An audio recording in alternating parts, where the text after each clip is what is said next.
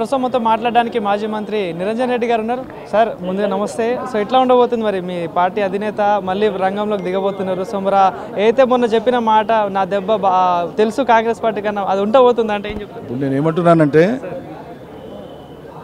కేసీఆర్ కొత్తగా వచ్చేదేమి ఉండదు. తెలంగాణలో ఉండేటువంటి ప్రతి గ్రామంలో వందల మంది కేసీఆర్లు ఉన్నారు.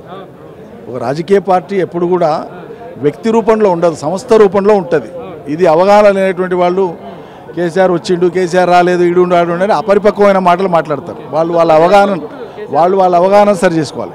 ప్రజలు ఏం కోరుకుంటారంటే సహజంగానే వాళ్ళకు ఆపద వచ్చింది కాబట్టి, ఇక్కట్లు వచ్చినాయి కాబట్టి గతాన్ని పోల్చుకొని అయ్యో కేసీఆర్ ఉన్నప్పుడు పెన్షన్ వస్తుండే, కేసీఆర్ ఉన్నప్పుడు రైతు బంధు వస్తుండే, కేసీఆర్ ఉన్నప్పుడు నీళ్ళు వస్తుండే, కేసీఆర్ ఉన్నప్పుడు కరెంట్ వస్తుండే, కేసీఆర్ ఉన్నప్పుడు కళ్యాణ లక్ష్మి వస్తుండే అని ప్రజలు ఇవాళ ఏవి కరువైనాయో వాటి గురించి ప్రజలు సహజంగా కేసీఆర్ను తలుచుకుంటారు. అంటే కేసీఆర్ను తలుచుకోవడం అంటే ఆ పరిపాలన తలుచుకోవడం. కాబట్టి ఇవాళ ఉండేటువంటి ప్రత్యేక సమావేశం, దీనికి ఉండేటువంటి లక్ష్యం ఏంటంటే ఇది రాష్ట్ర స్థాయి విస్తృత సమావేశం. విస్తృత సమావేశం రోజు జరిగేది కాదు, నెలకు జరిగేది కాదు, సంవత్సరానికి 2 సార్లు అవసరమైతే 3 సార్లు జరుగుతుంది. దిశానిర్దేశం చేయడం కోసమే ఉంటుంది ఇది. కాబట్టి ఇప్పుడు 2 మాకు ప్రధానమైనటువంటి అంశాలు ఉన్నాయి. ప్రజలకు కానీ పార్టీ శ్రేణులకు కానీ సందేశం ఇవ్వాల్సినవి, సంకేతం ఇవ్వాల్సినవి. ఒకటి, ఈ పార్టీ పుట్టి 25 వసంతాలు పూర్తి చేసుకోబోతుంది ఏప్రిల్ 27కి. కాబట్టి ఇది రజతోత్సవం. 25 వసంతాల ఒక పార్టీ ప్రస్థానం అనేది చాలా చారిత్రకమైనటువంటిది. ఈ కాలంలో జరిగినటువంటి మొత్తం ప్రస్థానాన్ని సమీక్షించుకొని జయాలను, ఉత్థాన పతనాలను అన్నింటిని కూడా బేరీజు వేసుకొని ఈ తరానికి 25 ఏళ్ళంటే ఒక తరం మరి ఇంకో తరం తెర మీదకి వచ్చింది. కాబట్టి ఈ తరం రేపటి భవిష్యత్తు కోసం ఏ రకంగా అడుగులు వేయాలనో దిశానిర్దేశం చేసే బాధ్యత మాది ఒక రాజకీయ పార్టీగా. సో సంస్థాగత అంశాల మీద చర్చ. ఈరోజు రాష్ట్రంలో ప్రజలు, అన్ని వర్గాల ప్రజలు, రైతాంగంతో పాటు కూలీలతో పాటు అన్ని వర్గాల ప్రజలు ఏవైతే ఇక్కట్లు పడుతున్నారో వాళ్ళకు బాసటగా నిలబడి వాళ్ళకు ఒక దారి చూపించి మనం పోరాడే దారి ఇదని చెప్పాలి. చెప్పకపోతే ఏమవుతుందంటే ప్రజల్లో తిరుగుబాటు ధోరణి వస్తుంది ఈ ప్రభుత్వం యొక్క చాతగాని తనం వల్ల.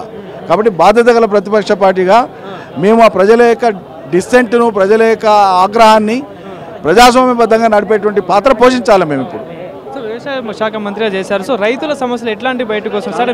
మీరే చాలా చూశారు కదా, ఎట్లా ఉంది అసలు? చాలా తీవ్రంగా ఉంది, చాలా బాధగా ఉంది.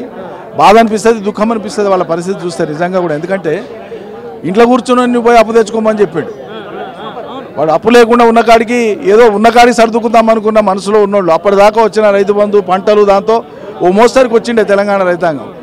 నీ ఇస్తున్నాను ఎవరికైనా ఆశపడుతుంది. ఇక 2 లక్షలు వస్తాయి కదా మా వేత, అందరు పోయి తెచ్చుకున్నారు.